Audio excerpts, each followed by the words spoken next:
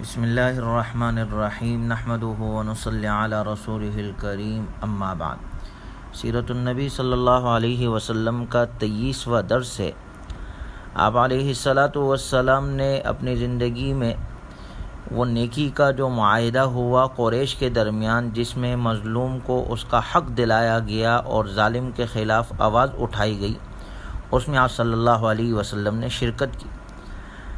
اس کے بعد آپ صلی اللہ علیہ وسلم جب اپنی جوانی کی زندگی میں آپ نے قدم رکھا تو آپ اپنے قوم میں سب سے زیادہ بامروت، سب سے زیادہ اپنے ہمسایوں کی خبر کرنے والے، سب سے زیادہ حلیم، سب سے زیادہ سچے اور امانت دار تھے۔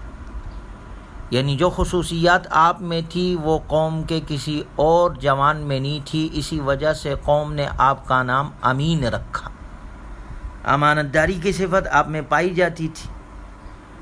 چنانچہ عبداللہ نامی ایک شخص کہتے ہیں کہ میں نے آپ صلی اللہ علیہ وسلم سے ایک تاجراتی معاملہ کیا، بات طے ہو گئی، مجھے ایک ضروری کام یاد آیا، میں آپ صلی اللہ علیہ وسلم سے میں نے کہا کہ آپ یہیں ٹھہرے، میں ابھی آتا ہوں۔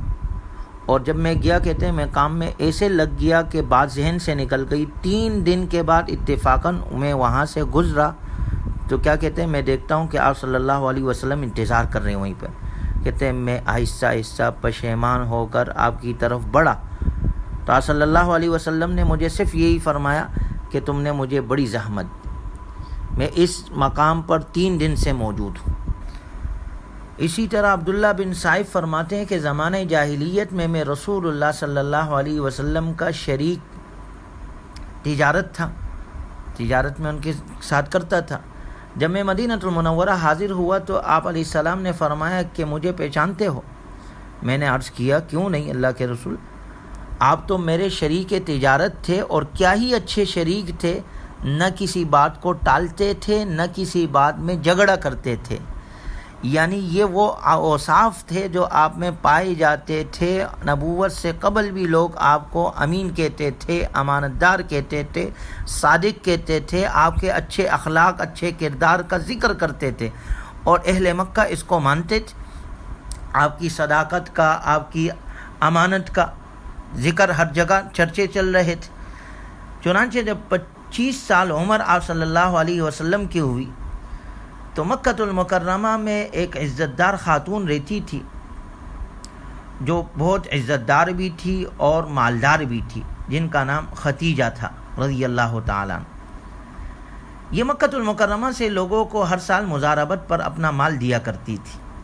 مضاربت کہتے ہیں تجارت کی ایک قسم ہے جس میں سرمایہ ایک شخص کا ہوتا ہے اور محنت دوسرے شخص کی، اور منافع آپس میں معاہدے کے تحت تقسیم کیا جاتا ہے۔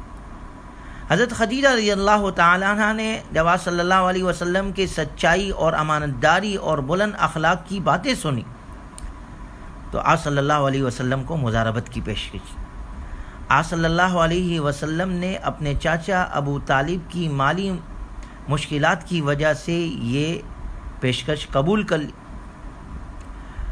حضرت خدیجہ رضی اللہ تعالیٰ عنہ نے آپ کو اپنا سرمایہ دیا، اور اپنا ایک غلام جس کا نام میسرہ تھا وہ بھی آپ کے ساتھ کر دیا، اور آپ صلی اللہ علیہ وسلم وہ مال لے کر اور وہ غلام آپ کے ساتھ ہے، آپ شام کی طرف روانہ ہوئے۔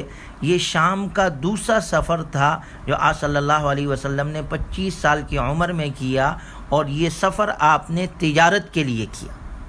بصرہ پہنچ کر آپ صلی اللہ علیہ وسلم ایک سوکھے درخت کے نیچے سب سے الگ ہو کر تشریف فرما ہوئے۔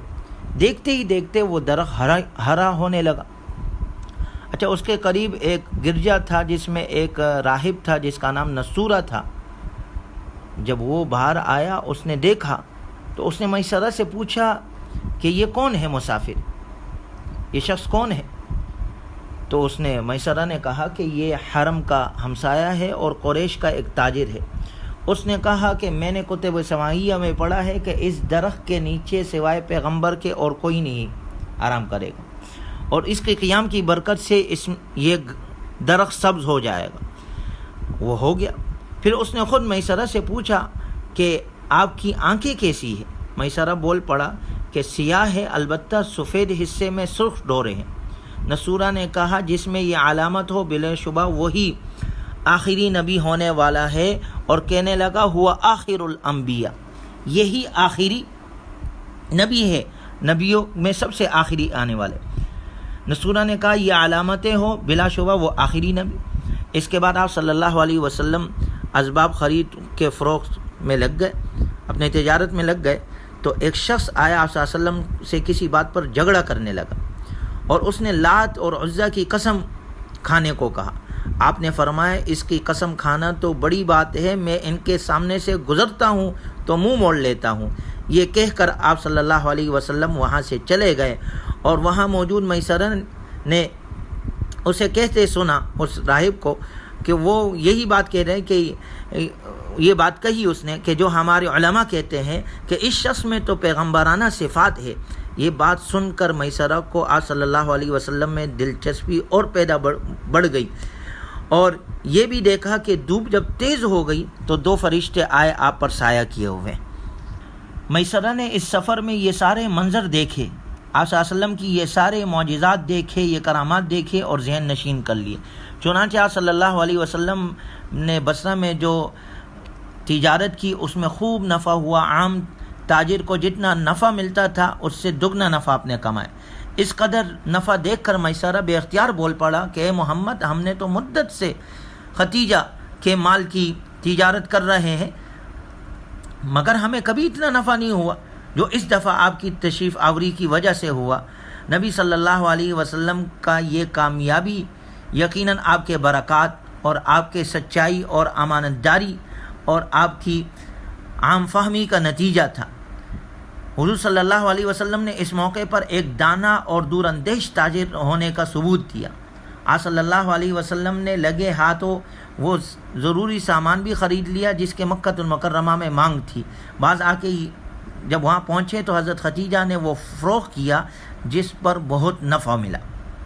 اسی طرح جب آپ صلی اللہ علیہ وسلم شام کے سفر سے واپس ہوئے، حضرت ختیجہ رضی اللہ تعالیٰ عنہ کے گھر جانے لگے تو دوپہر کا وقت تھا، تو اس وقت یہ منظر دیکھا جب آپ صلی اللہ علیہ وسلم آ رہے ہیں تو صاحبان آپ پر سایہ کیے ہوئے ہیں۔ یہ منظر حضرت ختیجہ نے بھی دیکھا، اور اس کے بعد حضرت ختیجہ رضی اللہ تعالیٰ عنہ کو اپنے غلام میسرہ کی زبانی جو تھی یہ سارے صفات اور یہ ساری باتیں حضرت ختیجہ رضی اللہ تعالیٰ عنہ نے ورقہ بن نوفل کو بتائی جو آپ کے چچا زاد تھے، اور ورقہ بن نوفل نے آپ صلی اللہ علیہ وسلم پر یہ سارے واقعات جو نصورہ راہب کے ساتھ معاملہ اور یہ سارے آپ کے برکات جو میسرہ نے بتلائے، درخت کے نیچے آپ کا آنا، آپ کے لیے بادل کا سایہ کرنا، دو فرشتے آپ پر سایہ کیے ہوئے، یہ سب باتیں سن کر ورقہ بن نوفل بول پڑے ختیجہ جو کچھ تم بیان کر رہی ہو اگر یہ سچ ہے تو یقیناً محمد صلی اللہ علیہ وسلم اس امت کے نبی ہے۔ میں پہلے ہی جانتا تھا کہ اس امت میں ایک نبی آنے والا ہے جس کا مجھے انتظار ہے، یہ اسی کی بعثت کا زمانہ ہے۔ تو آپ کی بعثت کی یہ نشانیاں ورقہ بن نوفل نے بھی بتلائی۔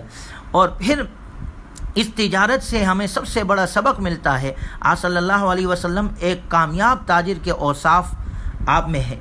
اہم ترین وصف کامیاب تاجر کے لیے کیا ہے؟ سچا ہونا، امانت دار ہونا۔